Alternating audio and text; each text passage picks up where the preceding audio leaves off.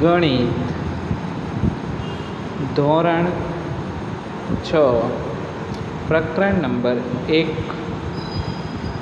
આજે આપણે પાઠ 4 એટલે કે પહેલા પ્રકરણના ચોથા વિડીયોમાં સ્વાધ્યાય 1.3ની શરૂઆત કરવાની છે અને સાથે સાથે આસન્ન મૂલ્યનો અભ્યાસ પણ કેળવવાનો છે। અગાઉના પાઠ 1, 2, 3માં આપણે સમજૂતી અને સ્વાધ્યાય 1.1 અને 1.2ના દાખલાઓની સમજ કેળવી હતી। તો જેને તેનું રિવિઝન પણ કરવું હોય તો તે પાઠ 1 થી 3 જોઈ શકે છે। હવે આપણે આગળ જઈએ સમજૂતી તરફ।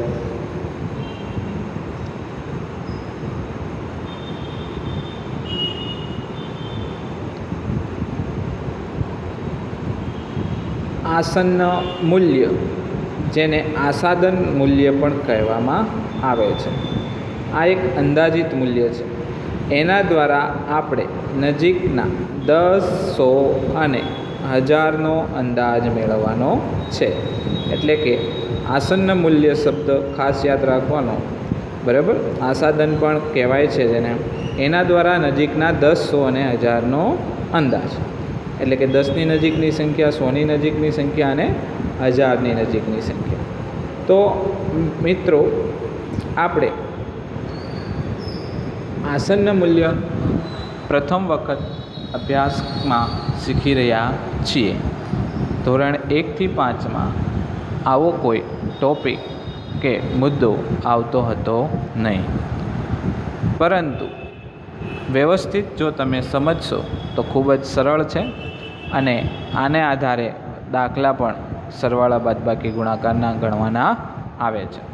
તો સૌથી પહેલાં આપણે 10નો અંદાજ લઈએ તો આસન્ન મૂલ્ય 10ના આધારે આશરે મૂલ્ય, આસન્ન મૂલ્ય શોધવાનું। ખ્યાલ આવ્યો?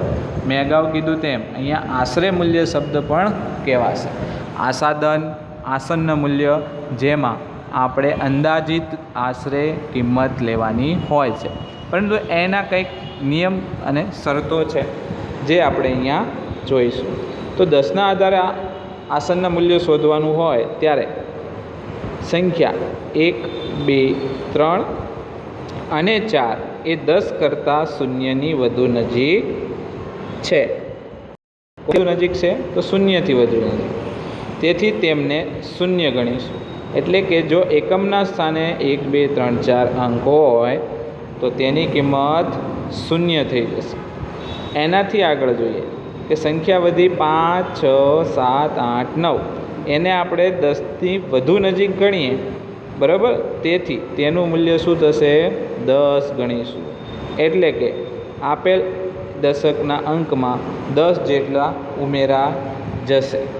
હવે ટૂંકમાં યાદ રાખવા કહું તો 1, 2, 3, 4 સુધી શૂન્ય મૂકી દેવાનું એકમના સ્થાને। એટલે અહીંયા આપણે એકમનો અંક 1 થી 9 અંકોમાંથી કયો હોય તેના ઉપર આધાર રાખે છે, ત્યારે 10ના આધારે મૂલ્ય શોધવાનું હોય તો નીચે ઉદાહરણ પણ જોઈશું, બરાબર। 5, 6, 7, 8, 9 હોય તો 10 જેટલું પ્લસ થઈ જશે, બરાબર। અહીંયા આપણે ઉદાહરણ જોઈએ તો 28 આપેલા છે, તો 28નો એકમનો અંક કેટલો છે? 8 છે। તો 8 એ કઈ કેટેગરીમાં છે? તો આપણે અહીંયા વર્ગીકૃત કર્યો, એટલે 5, 6, 7, 8, 9, અહીંયા 8 છે ને, તો એમાં 10 જેટલું વધુ નજીક કહેવાશે। એટલે મૂલ્ય 10 ગણીશું। એટલે એનો અંદાજે સીધી શોર્ટકટ રીત કહું તો આપણે 2ના સ્થાને શું કરી નાખ્યું? 10 જેટલું પ્લસ કરી દીધું। એટલે દશકમાં 20 હતા, 2 હતા એટલે 20 થાય તો 30 કરી નાખ્યું। ખબર પડી? એટલે 0 ડાયરેક્ટ નથી મૂકી દેવાનું, પણ આગળ 10 જેટલું પ્લસ કરવાનું છે। એટલે શૂન્ય તો મૂક્યું જ છે, કારણ કે આસન્ન મૂલ્ય હશે ત્યાં શૂન્ય તો આવશે, પણ તું બરાબર કઈ રીતે આવશે? તો આ નિયમના આધારે। હવે 41માં જો 1 છે, તો 1 એ આ કેટેગરીમાં અહીંયા સ્થાન ધરાવે છે, તો એમાં શૂન્ય સીધું મૂકી દીધું, એટલે 4 શૂન્ય થઈ ગયું। અહીંયા 64 છે તો એ 4 છે, એટલે 1 થી 4 હોય તો સીધું શૂન્ય મૂકી દેવાનું। 216 છે તો એ 5 6 7 8 9માં આવે તો 10 પ્લસ કરો એટલે 16ના જગ્યાએ 0 અને 1ની જગ્યાએ 2 એટલે 10 પ્લસ કરો એટલે 210 થાય અને એમાં 10 બીજા પ્લસ કરો એટલે 220 થઈ જાય. અહીં આપ્યા છે 2. હવે 2 આપેલા છે તો 2 એ પહેલાં કેટેગરીમાં એટલે સીધું શૂન્ય મૂકી દો તો 3 0 થઈ ગયું. 9 છે આગળ 3 છે એટલે 39, તો 39 પછી શૂન્યની નજીકની કઈ સંખ્યા આવે તો 40. એવી રીતે પણ લઈ શકાય. 59 છે 9 આવ્યા તો એની પછીની શૂન્યવાળી સંખ્યા કઈ તો કે 60. એ સૌથી નજીકનો અંદાજ કહેવાશે. આ છે 10ના આધારે આસન્ન મૂલ્ય. છેલ્લું ઉદાહરણ 1000વાળી કિંમતનું લઈએ તો 1453માં 10ના આધારે આસન્ન મૂલ્ય લેવાનું છે. તો એકમનો અંક 3 એટલે સીધું શૂન્ય મૂકી દીધું અને બાકીની સંખ્યા હતી 23 ને 23. એટલે ફરીથી કહું તો 1 2 3 4 હોય તો એકમનો અંક 0 થઈ જશે. 5 6 7 8 9 એકમનો અંક હોય તો 10 જેટલું મૂલ્ય વધી જશે. તો આ તો 10ના આધારે આસન્ન મૂલ્ય આશરે કિંમત. હવે આપણે જોઈશું 100ના આધારે આસન્ન મૂલ્ય એટલે કે આશાદિત કિંમત. હવે અહીંયા તમારે જેમ ઓલામાં 1 થી 4 હતું એમ અહીંયા 1 થી 49 હોય તો એ 100 કરતાં શૂન્યથી વધુ નજીક ગણાશે. તેથી તેમનું બરાબર મૂલ્ય ડબલ શૂન્ય, અહીંયા ડબલ શૂન્ય એટલા માટે મૂકેલા છે કે 100ના આધારે છે એટલે એકમ દશકના સ્થાને 0 0 મૂકી દેવાનું. હવે વધી સંખ્યા 51 થી 99. 51 થી 99 એ 100થી વધુ નજીક ગણાશે તેથી તેનું મૂલ્ય 100 ગણવામાં આવશે. એટલે કે બરાબર 100 જેટલું પ્લસ થઈ જશે. 50નું મૂલ્ય 100 ગણવામાં આવે છે, એ પણ ખાસ ધ્યાન રાખવાનું. 50 છે એ વધી પડે તો એ કઈ કેટેગરીમાં આવશે? હંમેશા 2 શૂન્યવાળું જે 100 પ્લસ થાય છે એવું જ કંઈક 1000માં પણ છે, તો એ આગળ જોઈશું. પહેલાં અહીંયા કેટલાક ઉદાહરણો જોઈએ. તો 841. હવે 841માં તમે જોશો તો એકમ ને દશક બંને અંક જોવાના. એટલે શું કામ બંને અંક જોવાના? તો અહીંયા 100ના આધાર છે એટલે 3 સંખ્યા હોય. ઓલા 10માં 2 હતી તો 1 જોઈએ, અહીંયા 3 હતી તો 2 જોવાની. એટલે 41 છે તો 41 એ શૂન્યથી વધુ નજીક છે એટલે સીધું 2 શૂન્ય મુકાઈ જશે, જે અહીંયા આપણે જોયું.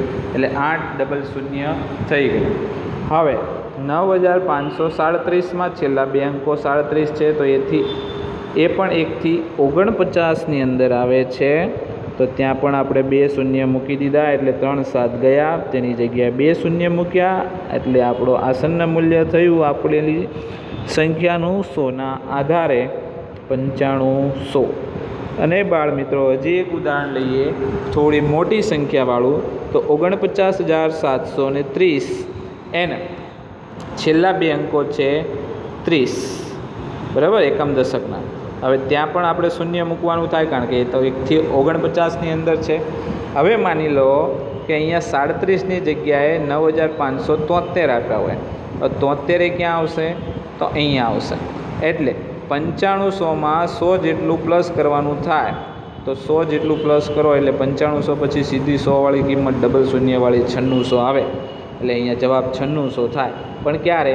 37ની જગ્યાએ જો 73 લઈએ એટલે ટૂંકમાં 51 થી 99 વચ્ચેની સંખ્યા પાછળ જો હોય તો એમાં 50 પણ આવી જાય એટલે 50 થી 99 જ ગણી લેવાની. ખ્યાલ આવ્યો? 50 થી 99 જ ગણી લેવાની. 1 થી 49માં ડબલ શૂન્ય અને 50 થી 99માં 100 જેટલું પ્લસ થશે, બરાબર. હવે આગળ જોઈએ તો 1000ના આધારે મૂલ્ય શોધતા આપણે શીખીએ. સંખ્યા 1 થી 499. હવે જો અહીંયા 499 સુધી શું કામ આવ્યા? તો 1000માં 4 સંખ્યાઓ હોય, એકમ દશક 100 અને 1000, એટલે અહીંયા 499 સુધીનો ખ્યાલ લખવાનો છે. એ 100 કરતાં શૂન્યની વધુ નજીક છે તેથી તેમને 3 શૂન્ય ગણીશું. અને સંખ્યા 501 થી 999 એ 1000ની વધુ નજીક છે તેથી તેનું મૂલ્ય 1000 ગણીશું. એટલે કે 501 થી 999 હોય જેમાં 500ને પણ અહીંયા જ આ કેટેગરીમાં જ એડ કરી દઈશું. એટલે 500થી ગણીએ, 500થી 999 સુધી ગણીએ તો મૂલ્ય 1000 જેટલું પ્લસ થઈ જશે. આ રીતે આપણે 10,000ના આધારમાં પણ સમજી શકશું. આગળ એક કોષ્ટક લેશું, તેમાં થોડું વધારે સમજીશું. અહીંયા આપણે 1000ના આધારે કેટલાક ઉદાહરણો આપ્યા છે. તો 7,805 શું આપ્યું છે? 7,805. હવે એમાં તમારે 3 અંકો જોવાના. શું કામ? તો 1000ની વાત કરી છે એટલે 1000ના આધારે આસન મૂલ્ય હોય તો એકમ દશક 100 3 અંકો જોવાના.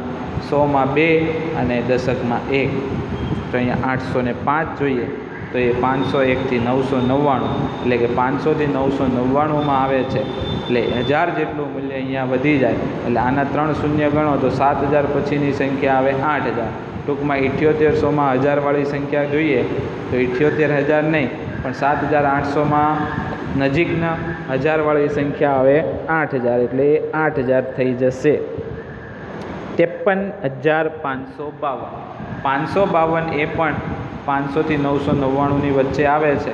તો 53,000 હતા, એના થઈ ગયા 54,000. હવે અહીંયા જે ઉદાહરણ છે એ થોડું પહેલા પોઈન્ટને લગતું છે, ખાસ ધ્યાન રાખો. 3,499, તેમાં 499 એ અહીંયા છેલ્લી સંખ્યા છે એટલે આપણને 3 શૂન્ય મૂકવાના કીધા. તો 3ની પાછળ આપણે 3 શૂન્ય મૂકી દીધા. હવે અહીંયા હું તમને 1000ના આધારે એક સંખ્યા આપું છું જેનું તમે જવાબમાં કોમેન્ટ કરી શકો છો. જો 1000ના આધારે આસનનું મૂલ્ય શોધવાનું હોય તો આપણે હું જે સંખ્યા આપું તેનું આસનનું મૂલ્ય તમે મને કોમેન્ટ કરશો. 9,870નું આસનનું મૂલ્ય 1000ના આધારે તમારે મને જણાવવાનું છે.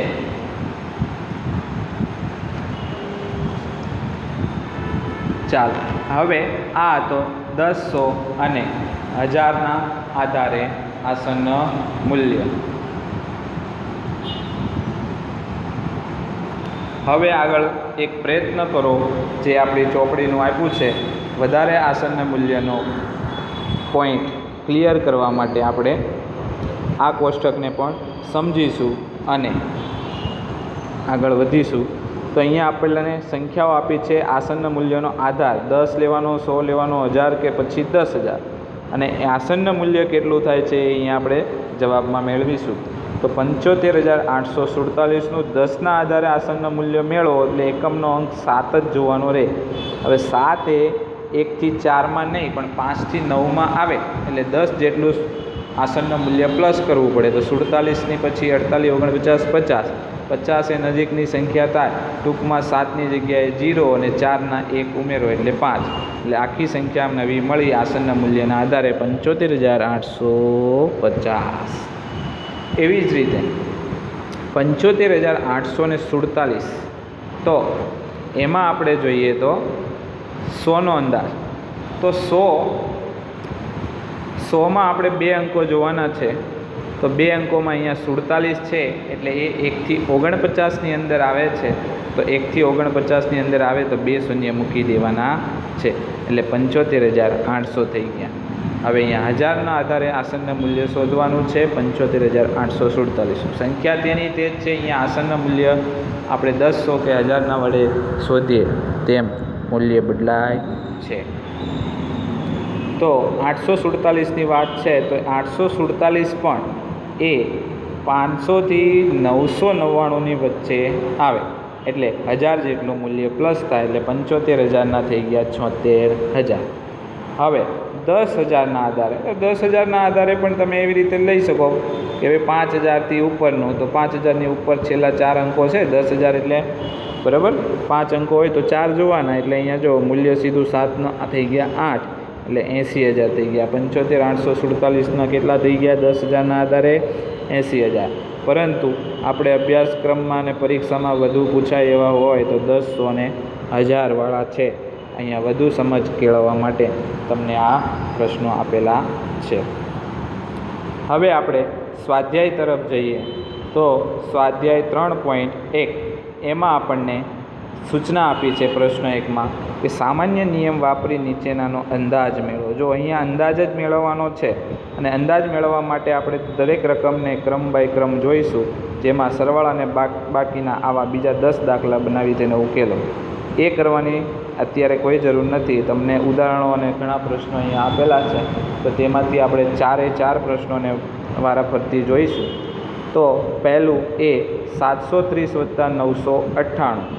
હવે અહીંયા તમને કોઈ સૂચન નથી આપવામાં આવ્યું કે 10 વડે, 100 વડે કે 1000 વડે નજીકનું આસન્ન મૂલ્ય શોધવાનું છે. એટલા માટે હું જે તમને સમજાવું એ પ્રમાણે તમારે નોટબુકમાં લખતું જવાનું અને અભ્યાસ કેળવવાનો. ટૂંકમાં અહીંયા ન આપેલું હોય તો છેલ્લા 2 અંકો જેટલા વધતા હોય તેટલા અંકોને આધારે આસન્ન મૂલ્ય શોધી શકાય, એવું પણ કરી શકાય.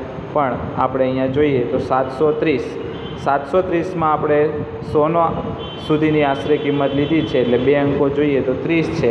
એ 1 થી 49ની અંદર આવે એટલે ડબલ 0 મૂકી દીધા. એવી જ રીતે 998માં 2 શૂન્ય 100ના આશરે કિંમત લીધેલી છે, તો અહીંયા 998 છે, તો 98 એ 1000 જેટલું મૂલ્ય કેટલું થશે, 100 જેટલું મૂલ્ય પ્લસ થશે, એટલે 900 + 100 એટલે 1000 થયા. હવે આ બંનેનો સરવાળો કરવાનો છે, એટલે હવે અહીંયા બંનેની આસન્ન મૂલ્યવાળી આશરે જે કિંમત છે એ લેવાની, એટલે 700 + 1000 = 1700 મળે.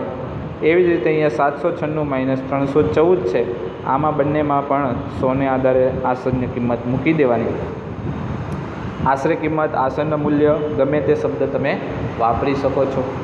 796માં 2 અંકો જોઈએ તો 96 છે, એટલે 100 જેટલું મૂલ્ય પ્લસ થાય, એટલે 700ના થઈ ગયા 800. અહીંયા 314 છે, તો એ 1 થી 49ની અંદર આવે અને તેની જગ્યાએ 2 શૂન્ય લાગે, એટલે 300 એટલે થયા 300. ટૂંકમાં 796 - 314 કરીએ તો તમને જવાબમાં મળશે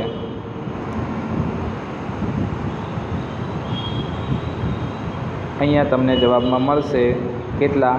800માંથી 300 જાય એટલે 500. અહીંયા તમારું મૂલ્ય થશે 800 - 300 બરાબર 800માંથી 300 બાદ કરી દેવાના એટલે 500. ખ્યાલ આવ્યો? તો 800માંથી 300 બાદ કરો એટલે 500 આપણું મૂલ્ય થશે. આગળનો પ્રશ્ન જોઈએ સી. તો 12904 વત્તા 2888. હવે અહીંયા છેલ્લા 3 અંકો 1000ના આધારે આશરે કિંમત લેવાની. ખ્યાલ આવ્યો? કીધું નથી, સૂચના નથી આપ્યું, એટલે આપણે 1000નો આધારે મોટી સંખ્યા છે તો 1000 સુધીનું લઈ શકીએ, એટલે 1000ના આધારે લેવાનું. બરાબર? તો 904 લઈએ તો 904માં 3 શૂન્યમાં 1000ની વધુ નજીક છે, એટલે 12ના થઈ ગયા 13000. અને 2888 તો તેમાં પણ 888 છે, એટલે 1000 જેટલું મૂલ્ય પ્લસ થાય, એટલે 2ના થઈ ગયા 3000. હવે આ બંનેનો સરવાળો કરી નાખવાનો, તો 12ના 13 અને 2888ના 3000, એટલે 13 ને 3 16000 એ આપણો જવાબ. પ્રશ્ન નંબર ડીમાં જોઈએ. હવે ડીમાં તમે જોશો તો 28292 છે માઇનસ 21496. તો અહીંયા 292નો 1000ના આધારે આસન્ન મૂલ્ય લઈએ તો 3 શૂન્ય જ મૂકવાના રહે, કારણ કે 1 થી 499ની વચ્ચે 292 આવે, એટલે 28000 બરાબર આપણી કિંમત મળે. હવે 21496, તો એ પણ 499થી નાની છે, એટલે અહીંયા પણ 21000 થયા. હવે 28000માંથી 21000 બાદ કરો એટલે આપણી આશરે જે બાદબાકી કે સરવાળો જે થતો હતો એ રકમ પ્રમાણે થઈ જાય. અહીંયા સરવાળો હતો, અહીંયા બાદબાકી છે, તો રકમમાં મૂકીએ તો 28000 - 21000 બરાબર 7000. તો બાળ મિત્રો, આ હતું આસન્ન મૂલ્ય, આસાદન અથવા તો આશરે કે અંદાજિત કિંમત. કોના આધારે? તો 10, 100 કે 1000 સુધીનો જે અંદાજ છે એ આપણે લગાડવાનો હોય છે. અહીંયા આપણે અટકીશું.